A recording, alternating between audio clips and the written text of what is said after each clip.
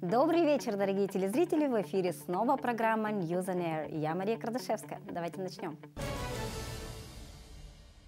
Вся Якутия отмечает декаду Олонхо, приуроченную ко дню Олонхо, который ежегодно отмечается 25 ноября. Этноисполнительница Зарина Копырина тоже не обошла стороной это событие и исполнила северную песню.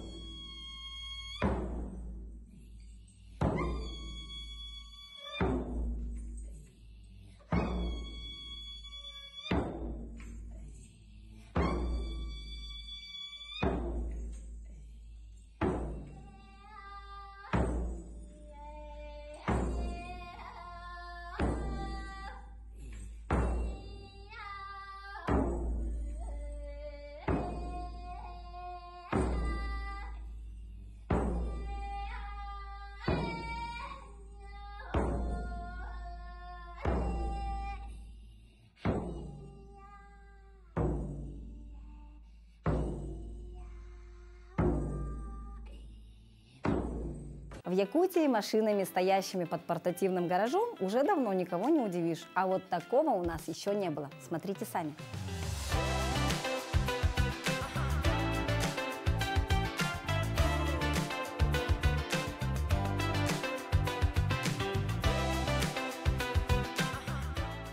Наши коровы тоже не обделены вниманием, их тоже одевают зимой, а теперь еще и красиво.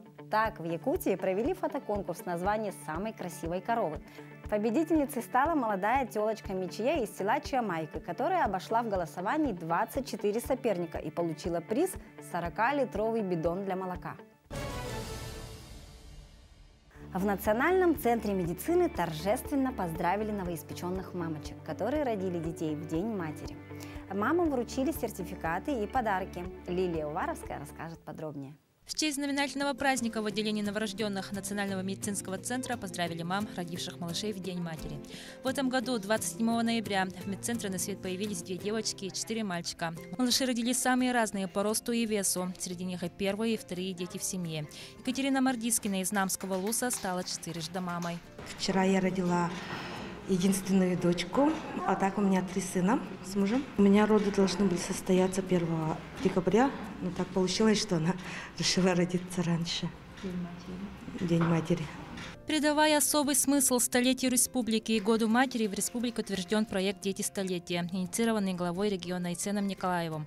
Сертификаты целевого капитала в размере 100 тысяч рублей и серебряные погремушки вручили 6 семьям, которые познали радость родительства в этот значимый день. В текущем году уже более 8,5 тысяч младенцев родилось именно в год матери, в год столетия. Данная мера может быть направлена на улучшение жилищных условий, на приобретение автотранспорта, на оплату медицинских услуг, также на семейный отдых, на оплату страхования жизни и здоровья ребенка.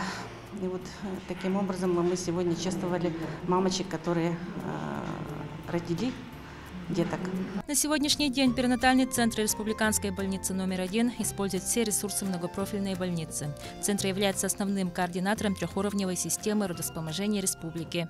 Мы обеспечиваем помощь разных специалистов, обследование по всем видам, скажем так, патологий. Поэтому концентрируются у нас тяжелые родильницы, дети с пороками развития, глубоко недоношенные дети тоже концентрируются в нашем перинатальном центре. Руководство страны и республики ставит поддержку материнства и детства как приоритетную задачу государственной социальной политики. Якутия является лидером по рождаемости на Дальнем Востоке, и все мероприятия в этом году были направлены на укрепление института семьи. Лилия Уваровская, Джулс Иннокентьев, Якутск. И напоследок об останках древних животных, которые обнаружили в Хангаласском Улусе, расскажет Виолетта Засимова.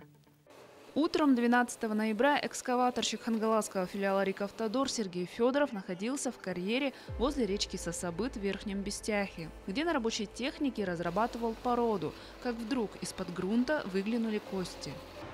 Мастеру сказал, мастер позвонил ближе к вечеру, часа, наверное, 3-4, вот приехали. Мастер участка Александр Малых приехал не один, а в сопровождении директора филиала «Рикавтодор» Ирины Землянской и краеведа, руководителя научно-исследовательской экспедиции школьников Элияда Прокопия Наговицына. Все вместе они начали распознавать найденные останки. Смотри, носорог. Останки идентифицировали как бедренная кость северного оленя, кость шерстистого носорога, рог бизона, фрагмент черепа снежного барана, шейный позвонок мамонта и другие малые кости. Из перечисленного 2 экземплярами заинтересовались ученые. Например, череп ископаемого снежного барана Чубуку привлек внимание доктора биологических наук, главного научного сотрудника Института геологии алмаза и благородных металлов Сибирского отделения РАН Геннадия Боискорова. Мы работаем давно с Геннадием Гавриловичем Боискоровым с начала нашей деятельности экспедиции школьников Элияда, поэтому все ископаемые кости мы исследуем вместе. Ошейным позвонком мамонта с патологией заинтересовались в Ханты-Мансийске. Сейчас уже известно, что мамонты к моменту вымирания массово страдали заболеваниями скелетной системы, поэтому мне бы очень хотелось приехать летом и вместе со школьниками экспедиции Элияда изучить местонахождение этих находок, то есть его геологию, сделать стратиграфическое описание разрезов, выяснить особенности их захоронения. Ну а что касается шейного позвонка с патологией, необходимо будет выяснить его геологический возраст и провести химический анализ, чтобы понять причину развития этой патологии. Уникальные образцы ископаемой фауны уже успели продемонстрировать покровским школьникам в визит-центре национального парка Ленские столбы. Обычно спрашивают, да, сколько это стоит. Это бесценное. Работа по изучению останков только начинается. Также есть вероятность найти еще больше таких уникальных экземпляров. Договоренность с филиалом «Рикавтодор» о поисковых работах на их карьере уже достигнута.